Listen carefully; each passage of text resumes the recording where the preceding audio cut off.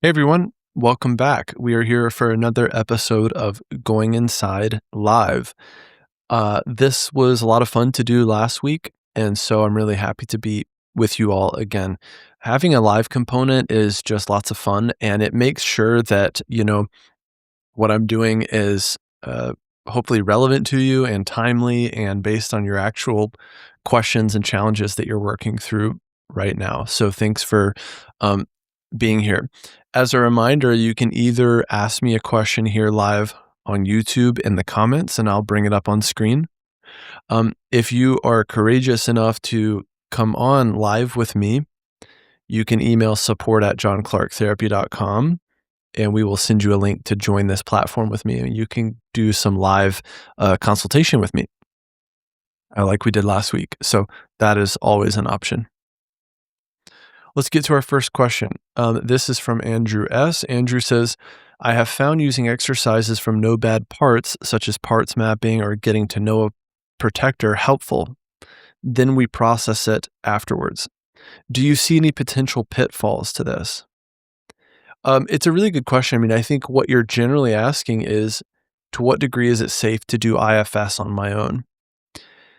And there's a few ways to come at this question. One is, yes, I think it's generally safe to get to know your parts on your own. Where you can get into some deep waters is if you go and are working with very exiled parts of your system and you end up being blended with another part. So for instance, I was just doing a demo inside of our Pathways to Self program, and we met an exile, and I checked, how are you feeling toward the part? And she said, well, it was good, but now feeling kind of annoyed. So then we turned toward this part that was we called the impatient part, or the client called the impatient part, and we're working with that one. So that could have gone off the rails. Essentially, if we bypass protector concerns, it can go off the rails and the work can be dangerous. So in general, you do have to be careful. Now, I haven't even read it, but there's this whole article going around about, like, can IFS break you, or the therapy that can break you being IFS. Um, and I think the article, I think, probably written to be rage bait, and it's working because everyone's up in arms about it, aka super activated and blended because of it. One article. Um, the question is, like, can you do damage with any therapy, really? And I would argue that you can, in part because of the power imbalance between therapist and client and the vulnerability of being a client, and the therapist knowing a lot about you and you knowing very little or next to nothing about the therapist. Also, people may be in very vulnerable mental states and having a mental health crisis, and so they're more vulnerable and their systems are more vulnerable to influence, whether it's with a narcissistic psychoanalyst or a narcissistic CBT therapist or whatever. It doesn't really matter. Now, is IFS potentially, can it be more harmful than, say, CBT? I would argue yes, it can, because it's so powerful. I don't know why this is, but the more I have gone into people's systems with them, the more I see and can respect the delicacy of it.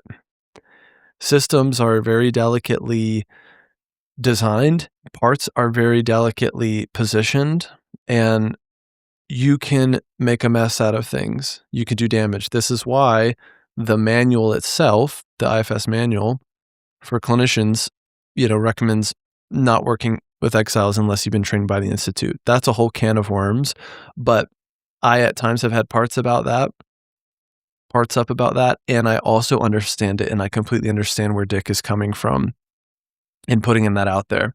A lot of people go into other people's systems and they bulldoze and they bypass protectors and they get protector backlash and they fully dissociate people, or people could relapse or be suicidal, etc. So this work can be really dangerous because it's a really, really powerful method.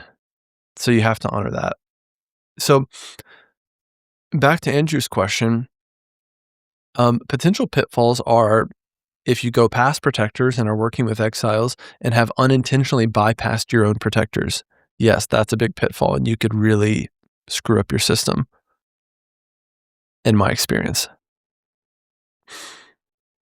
But maybe, I think the best combination is a blend of doing your work on your own and doing work with a therapist and keeping it safe. Maybe saving the exile work for a therapist who's IFS trained.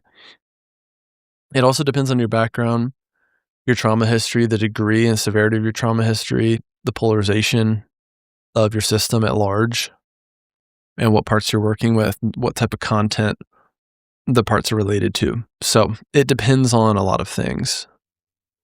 Yeah. Okay. We have a comment. I agree that Celtic girl. I agree. Anytime a therapist prioritizes their own comfort, own parts, or own agenda equals harm. Yeah. Yeah. And this can be really subtle.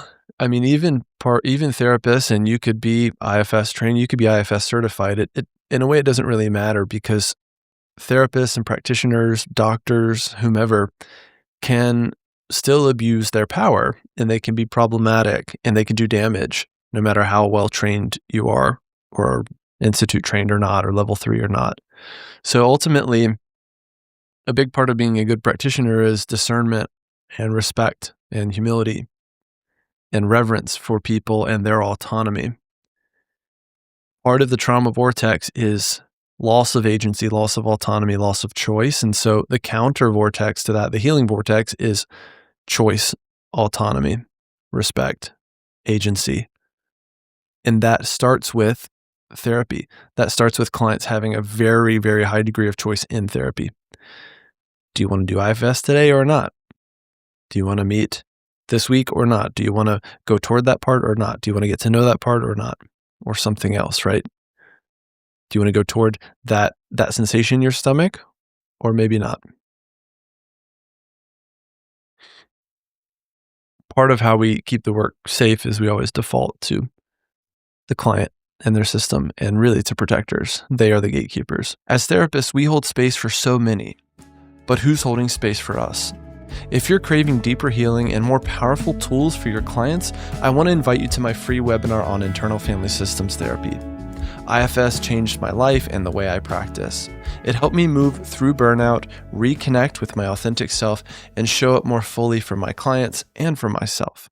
In this webinar, I'm going to walk you through what IFS is and why it works, a simple tool that you can use right away, and how to bring this work into your practice, even if you're just beginning. This is for therapists ready to go deeper. Join us now with the link in the description. Susie says, how would you support a client who comes in reporting not remembering the last 3 years of their life, except anchor points with the IFS practitioner? This would raise major red flags for me. The first thing I would think is, and this is not an IFS thing, but as a practitioner, a clinician, rule out any organic issues, meaning any medical issues, neurological issues, etc., that could be contributing to this issue. Not remembering the last 3 years of their life is pretty significant. Is there brain damage? Is there dementia? Is there something neurological, biological going on? So that'd be the first thing to rule out. The second thing would be, if this is purely a psychological, psychiatric issue in nature, I'd be very curious why this level of dissociation has occurred and is occurring. It's significant, right? Something so horrific must have happened that parts that dissociate go, I'm taking you offline, or I'm taking you offline for 3 years, except for these anchor points with the IFS practitioner, which is also interesting. So if this is your client, Susie, maybe you're doing direct access, and maybe you're accessing their parts, and maybe that's why they can and are remembering something, or just remembering, stuff for, stuff from a session or whatever it is. But I would have real concerns. I would also want to rule out, schizophrenia or something along these lines. And again, this is a non-IFS answer because IFS is non-pathologizing, and I think it's 99% of the time important to be non-pathologizing, except in the cases of something a lot more severe and sinister going on where diagnosis can really help and medication can really help. So if there's something this severe, you have to rule out organic causes, you have to rule out psychosis of some kind, you have to rule out DID, dissociative identity disorder, multiple personality disorder. You have to rule that out. You have to be curious about that, right? Because again, it's pretty extreme to not remember the past 3 years of your life. Yeah, I would get extra consulting around this case if I were you.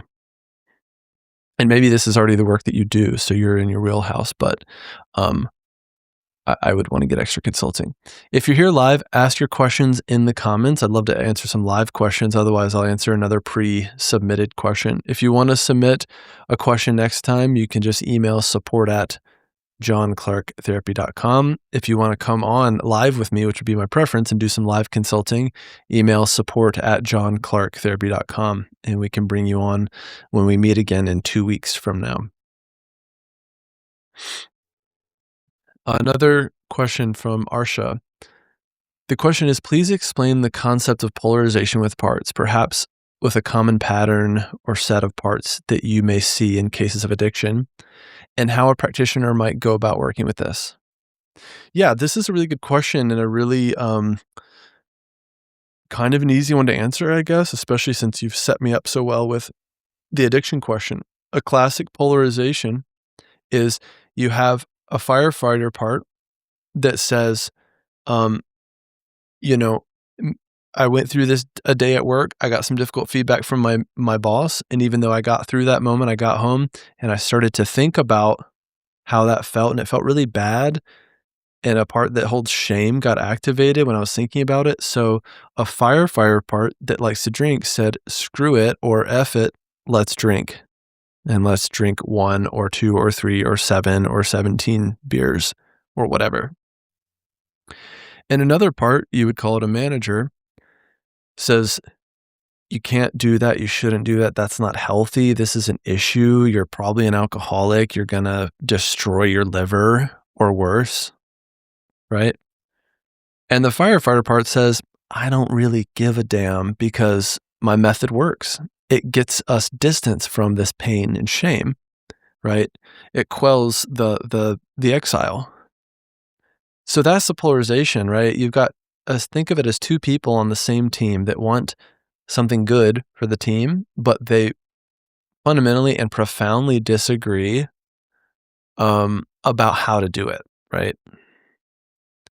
Let's drink a lot. Let's drink until we can't feel anymore. And the other part is like, this is terrible. This is not good for you. Drinking is not okay. You have to go to work tomorrow, right? A part of you that says we should lose weight, a part of you that says, screw it, let's eat, right? You could also have two managers that are polarized. You can have a manager polarized with an exile. You could have, I mentioned before, a demo that we just did in Pathways program where there was some polarization between an exile and a manager part that was kind of annoyed with the exile, or the word was impatient. That's a polarization as well, right? It's just a charge in the system. And in IFS, we primarily go toward the charge and we work with the charge or the charges inside the system. And we try to bring peace and love and harmony to it. That's really the whole model in a single breath. And in that regard, the model's not that complicated. We have a way of making it complicated because we get all out of sorts about like protector or exile or this or do you flesh it out first or do you ask the age second or whatever? And these are all just, it's a modular system that is used to work with someone's system, but it's an art. So don't forget that the whole thing is an art. Psychotherapy is an art. IFS is an art. And so your application of it is going to depend on your artistry, which is different than mine, right? Is the work correct? Are you following the model or following the steps? really, it's like, is the work beautiful and meaningful? And is there love in the session? Is there warmth and compassion in the session? Besides that, you feel free to improvise, feel free to be creative, one of your C qualities, feel free to try stuff, feel free to involve the body or art or nature in your IFS or whatever. You're a practitioner and you've been, for many of you, licensed and approved by your board or whatever to apply techniques discerningly. So go do that and talk to the client about how it's going. Talk to the client about how they're liking IFS. How was this moment for you? How was this session for you? Keep working on the contracting piece of therapy. 3 levels of contracting. What are we working on? What are we working on today? What are we working on in this moment? How do you want to be helped? And you make that explicit over and over again ad nauseum. Okay, so to Arsha's question, how do you work with the polarization? Well, you work with the part that's the loudest. At least that's how you start. So if the loudest one is the part that says, screw it, let's drink, let's freaking go, baby, you work with that part first and foremost. Because that one is here and it's here now and it's got the microphone. So you work with it and go, yeah, you've got the microphone. Tell me what could be good about drinking. When did you start doing it? Why did you start doing it? What do you fear would happen if you didn't drink, if you just sat with the shame, after a long day or after a difficult conversation or whatever? And you do that line of questioning, you do the downward arrow technique. What do you fear would happen if? Okay, and then what would that mean? And what would that mean? And what would that mean? That's how you get to the core fear or the core wounding of it. And at some point, you connect the polarized parts to self. That's the internal attachment work we're doing. And they trust and can be led by self. And then self is in the driver's seat and self can decide to have a drink or 0 or 7 or whatever. Self can stay in the driver's seat when you're getting difficult feedback at work or whatever. So that's kind of how we do it. And really, you want to hear from both parts. So you would invite the part that drinks and the part that doesn't approve of the drinking. Invite them both to the table, a physical table. You could imagine that, a campfire, whatever. Keep them connected to self and have self hear them out lovingly and compassionately. These parts might need to be unburdened if that's relevant and if that, kind of comes up. Yeah, if that happens naturally. So I hope that helps. Got one more question from Jenny. Jenny, thanks for coming. And yeah, that's the last question we have. So if you have questions, feel free to ask them. Otherwise, I'll be running out here pretty soon. Jenny says, what do you recommend aftercare look like post IFS sessions? It's a really good question. The first thing I would say is tend to any parts that have immediate fears or concerns. So if you have capacity to, after your own session where you're advising a client, it would be to do some of that follow-up with their own system if they are capable of doing that and they're familiar enough with the model and have enough self-energy. Can you tend to the parts, the ones you were just working with? Stay connected to them, foster that connection with them, debrief with them, talk about follow-up, what follow-up will look like with them. And you only want to make a promise that you could actually keep. So if there is a promise to be made, you would make that promise with the part. Again, you're rebuilding trust. It's relational repair is what the model is about. Repairing internal attachments. And then by nature of that, you end up repairing external attachments. When I'm more self-led, I can repair my external relationships and attachments. And my attachment with others is less high stakes because I have stronger internal attachment between me and my parts. So I don't get all bent out of shape when people hurt me or disappoint me or are inconsistently there for me or whatever. That's kind of a byproduct of the work, a positive byproduct. Otherwise, what does it look like after sessions? Well, I don't know. What does it look like after a really good workout or after a physical therapy session or after a massage or whatever. So it might just look like self-care. It might look like connecting with nature, a walk in the woods. It might look like connecting with water. I'd be a big fan of that. It might look like changing your clothes. Maybe you light a candle during your sessions and then blow it out at the end. That's a Kelly Higdon thing, one of my friends and a great therapist and coach. Um, yeah, you might create some ritual around it. Um, you might make art. You could make art about what happened. You could make art from the perspective of a part. Um, you could, yeah, listen to music. You could dance. Basically connect with your self energy. You could journal about what happened in the session. That could be helpful for your system and your process for tracking what's actually happening and remembering what happened in session. Um, yeah, Genesis thinks that's I had a therapist tell me to drink water and eat protein. Yeah, whatever works to take care of yourself. And part of what we want to do as a practitioner is help clients leave the room zipped up, right? Reasonably zipped up again. Put things back in, you know, put things back in. And we want to spend, 5-10 minutes at the end of the session, really just kind of chatting and debriefing and even talking about what happened here today. Sometimes clients need to chat about other stuff just to kind of get regulated again and co-regulate. And that's very normal and very important. So I would recommend that actually.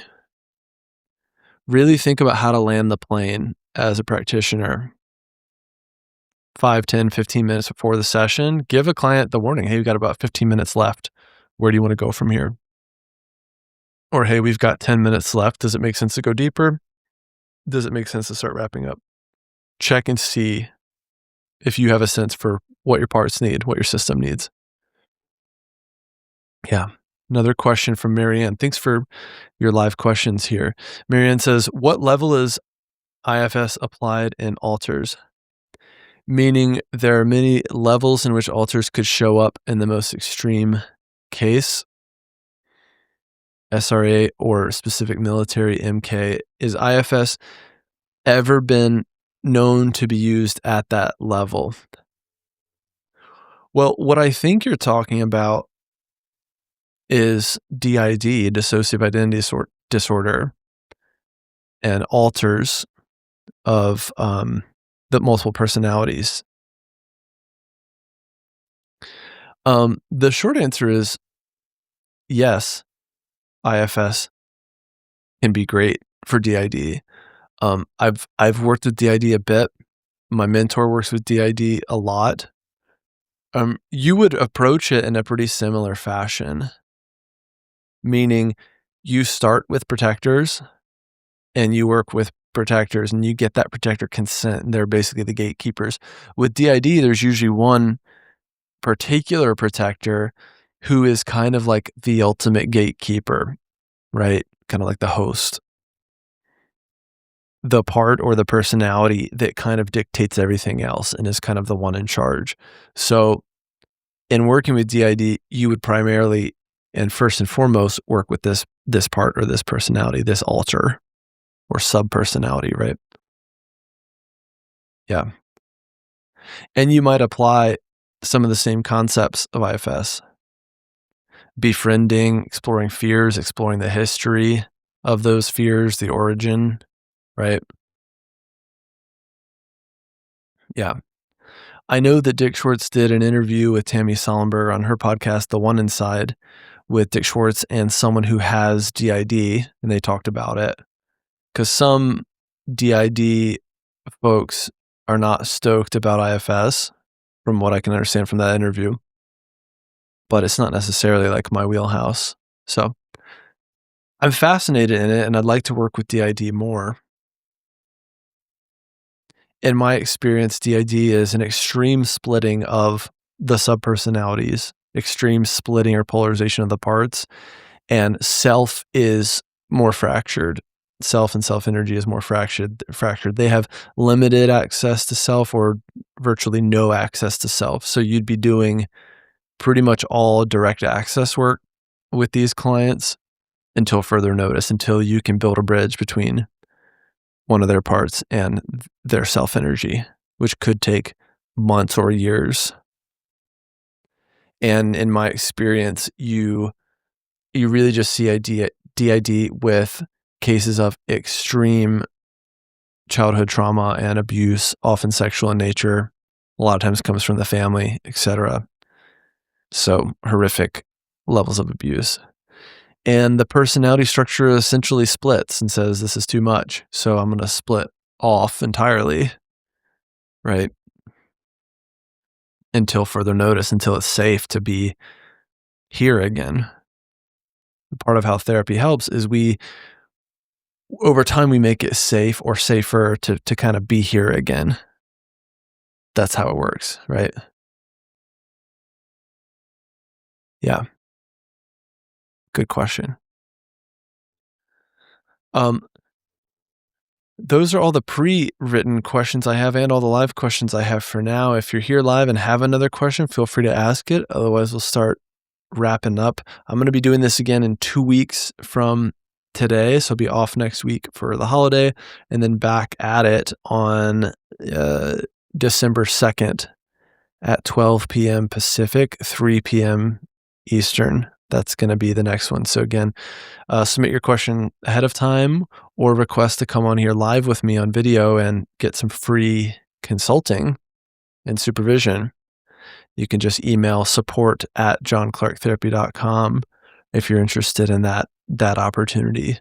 Otherwise, if you like this sort of help and like the way that I approach this stuff, I would encourage you to consider joining Pathways to Self. Pathways is my membership program where you get access to a community, you get access to my courses, and you get access to a weekly consult call with me and a small group of clinicians, five to 8 clinicians or so on Zoom every single week, where you can come and ask me questions and get real consulting and help and be part of our community and be less alone as a practitioner.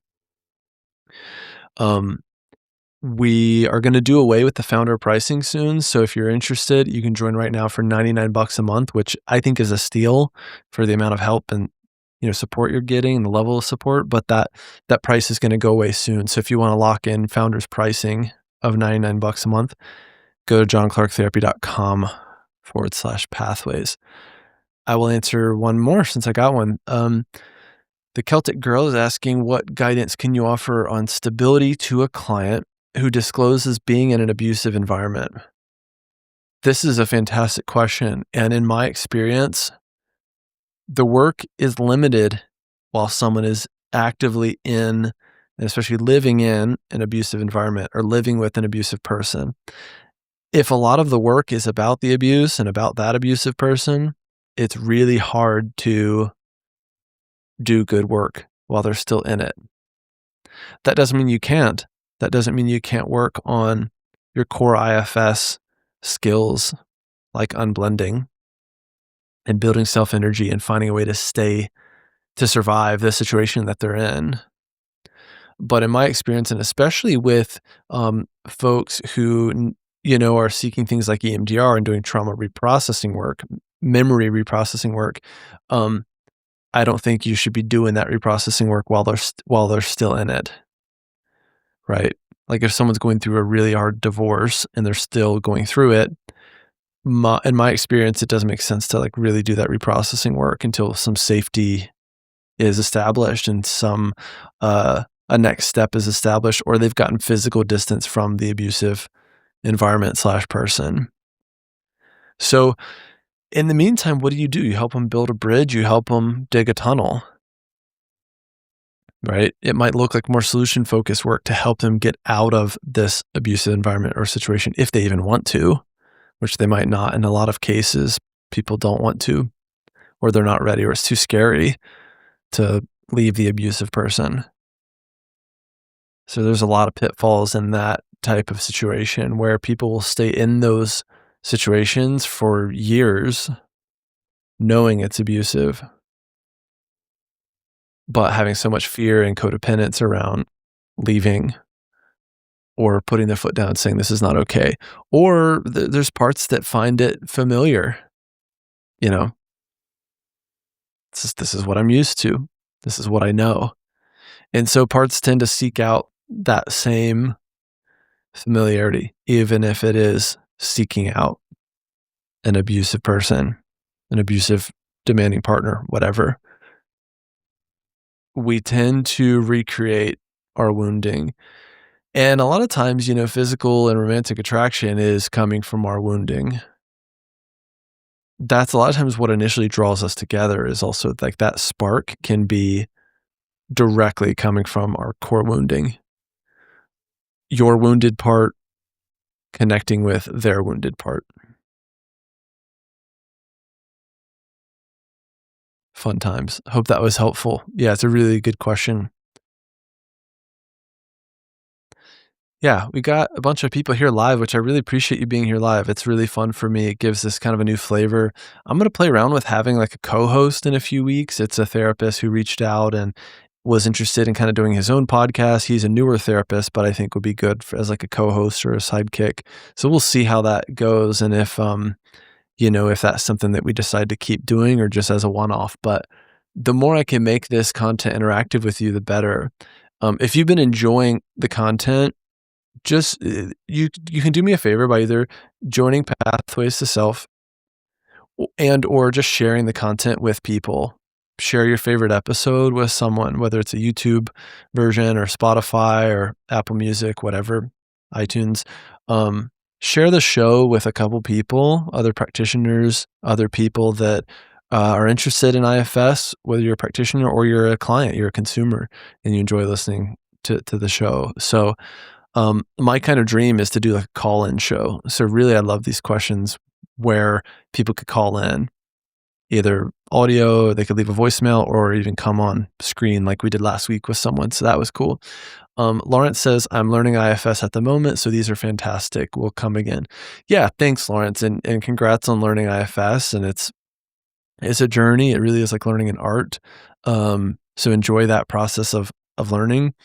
And thank you for being here. Yeah, I do these because I want to be as helpful as possible. And I love therapy and I love IFS and I love the art of all of it. So I'm just always interested to go further with this stuff. And I do a lot of teaching these days, whether it's with Pathways to Self or teaching at my group practice, Calm Again Counseling.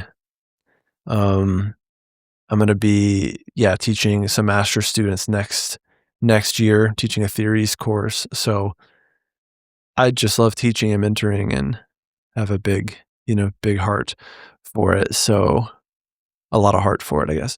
Lawrence says, thanks from Australia. You're keeping me company for breakfast. Yeah. There's a lot of Australians who like IFS. I don't know what the correlation is there, but that's really cool. Another comment, thank you for doing this. Your podcast is super, super helpful to me as a practitioner.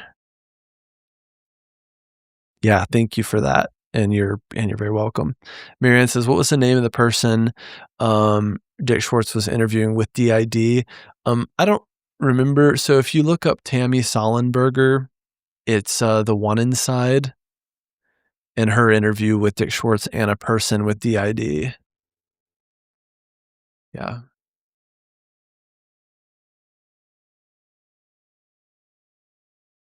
See if I could find it. If not, it's yeah, okay. So bridging IFS and the plural community with Dick Schwartz and Tiffany Ocean Morgan.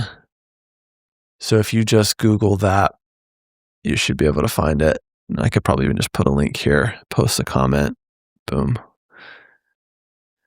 Yeah, it's a good interview, really interesting one. So I hope that's helpful. Yeah. Okay. Maybe we'll pause for today. Answered a lot of questions, had a lot of fun, my version of fun. And I will see you all again 2 weeks from now, same time and place on YouTube or wherever.